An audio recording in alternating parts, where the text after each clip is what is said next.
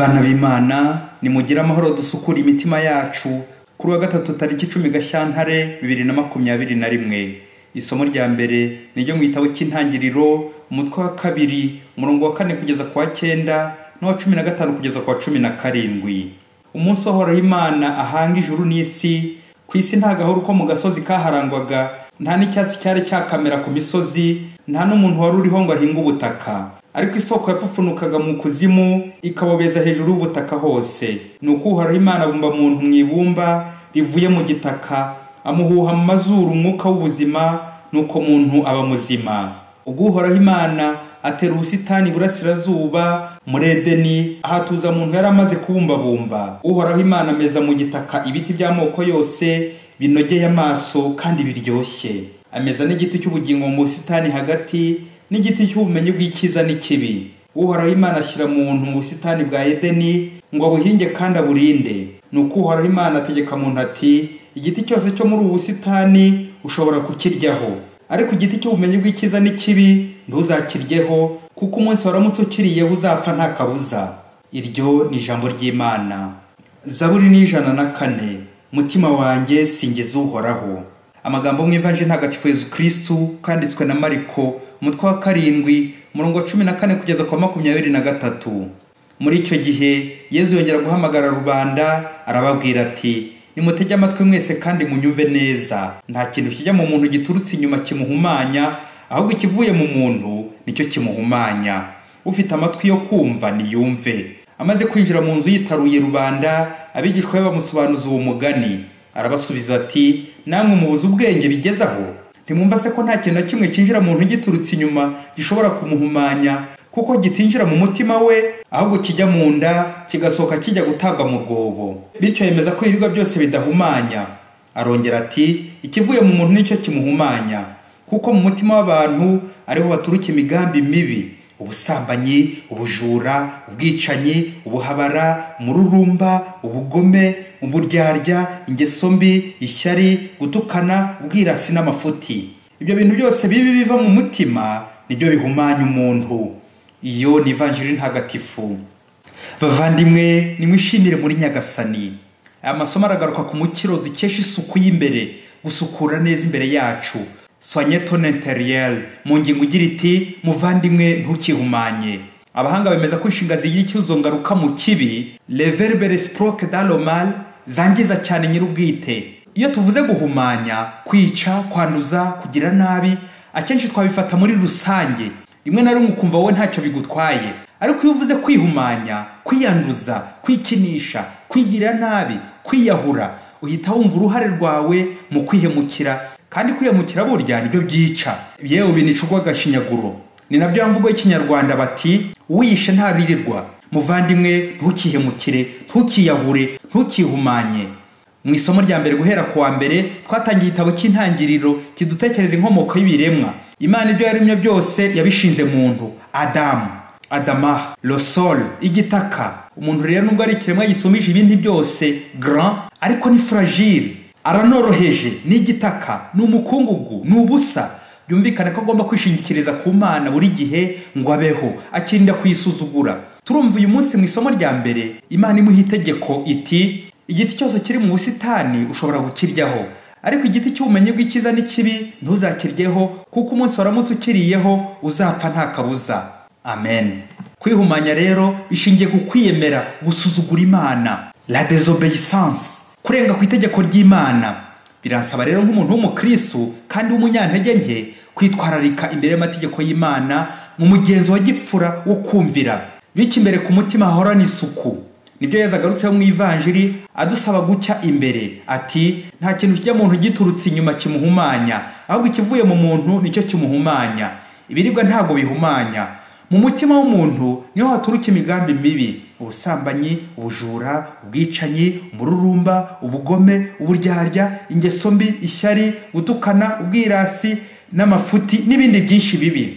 Ibaze nawe muvandimwe, ibyo bintu bibi biramutse bikoraniye mu mutima wawe, wahita uhinduka nk'ingarani neza neza. Yesu se yaba yirengagije ko muri iyi si hadutse abashimitse b'abarozi bazi gukaranga neza, bashobora gushyira abandi mu biryo utunga ucenge, ubwo wabyasamira ukabusezeye ku isi?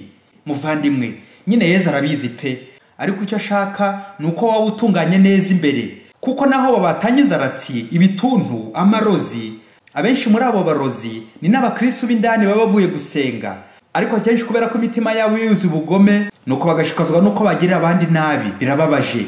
Hari abakristo bamwe bibeshya bakajya ngo n'abapagani gusa bakora ibyaha, ngo nibo baroga, ngo nibo bacumura kuko badakandagira mu kiliziya. Oya, wowe muvandimwe rero irinde kwihumanya. Umunsi umwe umugabo n'umugore bari babyaranye kabiri, ubukene n'ibibazo biteye mu rugo, umugabo agira atya ata umugore we n'abana mu nzu y'ikodi, ajya guceremba mu yindi miryango.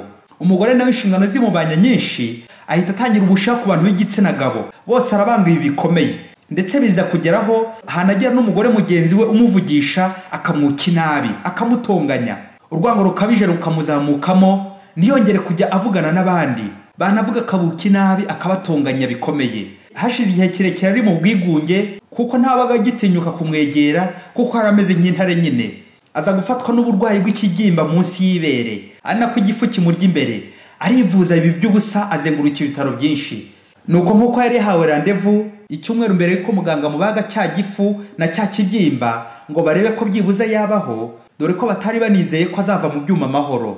Kubera ko agomba gukora urugendo rurerure ngo azagere kuri ibyo bitaro, wa mugore abanza kunyura kuri muganga psychologue, dore ko uyu mu psychologue yari n'umukristo. Wa mugore amaze kwisuzumisha kuri uyu muganga aramubwira ati, mubyeyi, indwara urwaye yitwa guta igihe, perte du temps, wataye igihe. Wa mugore ati, ko ntayajya mu ikabare se, sinsinda, sinsambana, sindroga, siniba, buri gihe mpora iwanjye ndi kwita ku bana banjye, naba narataye igihe nte rero? Muganga ati, umwanya muremure wamaze uri kuvuga nabi, uri gutongana, uri kunegura abandi, ufite umushiha, uri kwihimura ku baguhemukiye. None dore byatungukiye mu gifu no hanze yacyo, ibibyimba. Aho habyimbye n'umushiha n'umujinya byahabyimbishije. Ibyo bikurya mu gifu ni uburakari. Burya iyo urakaye igifu kivubura side nyinshi, nuko ubwawe ukaba uriroze, ukaba uri kwiroga. Nubwo utaroga abandi ariko wowe uriroga, nubwo utanduza abandi ariko wowe uriyanduza, nubwo ntawe uhumanya ariko wowe urihumanya. Mbese ni wowe ugira nabi, ni wowe wihemukira. Igihe kirekire ukemara gutekereza ku mugabo waguhemukiye, kubakugiriye nabi, kubakurwanya, aho gusenga no kujya gukora ngo utere imbere cyangwa gusabane n'abandi, ushakisha inshuti. Igihe kirekire rero ukimara uri kugwiza abanzi, ibyo byose ukabika mu mutima wawe, nguko ko hataye igihe. None ibibyimba biri gutongora. None rero wa mugore we, umuti ni ukwishakamo ibyishimo, hepfo no haruguru, ni uguseka. Iyo usetse uba uruhuye igifu n'umutwe, yewe nawe iyo urakaye kiraremererwa ukabyimba. Rero guseka ubigira intego yawe. Guseka mvuga si ukumwenyura gusa nk'indyarya, nk'aho Munyarwanda ati seka mbabaye, ahubwo ndavuga inseko y'ibyishimo, y'ihumure, y'ineza, y'urukundo, y'ubusabane, inseko y'amahoro. Genda rero nufata umuti neza, icyumweru kizarangira warakize kandi wabyimbutse. Umuti ni uguseka igihe kirekire, ikinini kimwe mu gitondo, ikindi nimugoroba, ikindi nijoro. Useke igihe kinini, useke uzaruhuka. Erega abantu benshi barwaye za kanseri, igifu, imitima, umwijima, impyiko, imitwe idakira n'izindi ndwara nyinshi kubera guta igihe mu mahomvu, mu kuvuga nabi, mu kuvuga abandi no kunegurana, gusebanya, ukararuhangana, guharabikana no kubika inzika, bwa bugome n'ingeso mbi. Ngibyo ibyo benshi babitse mu mitima yabo, babisora rero bikabanduza ubwabo, bikabahumanya, bakabyimba. Mubyeyi, uburakari n'uburozi bubi. Wa mugore ahita yero umwanya aseka, dore ko yari amaze imyaka 10 yose arakaye ataraseka. Guhera ubwo muti ntiyongera kuwurekura. Uwo bahuye wese akamusekera, akamuvugisha neza. Ntiyongera gutongana, ntiyongera guhangana, ntiyongera kugira umushiha. Nuko amumonye nabo bagaseka bishimye, bibaza icyaba cyabaye, bati wagira ngo yageze muri ta messianique, aho kirura kizasangira n'ihene, dore ko bari baranamwise kirura kubera umunabi yari afite. Noneho abantu batangira kumwegera. Cya cyumweru cyarangiye, cya kibyimba bagombaga kubaga cyarabyimbutse, na cya gifu kitakimurya. Nuko ashimira Imana imukijije. Nuko guhera ubwo afata umugambi wo kutazongera guta igihe mu matiku, mu gucura imigambi mibisha yari yaramuhumanyije igihe kirekire. Yezu umwana w'Imana, nanjye haraho nagiye nihumanya, nkabikira abampemukiye inzika, nkarakara mbacurira imigambi mibisha yo kuzabihimuraho. Nagiye ndundanya uburakari n'umushiha, bikanyandavuza, bikantera ibibyimba by'umubiri n'ibyaroho n'izindi ndwara nyinshi zampumanyije. Niyemeje umunsi gutazongera guta igihe mu bubisha, ahubwo mpore nishimiye abandi, mbakunde, mbabarira abandi, nsabe kandi ntange imbabazi. Yezu ndakwizera. Amen. Padiri Masumbuko Ladislas wa Diocese ya Cyangugu. Amen.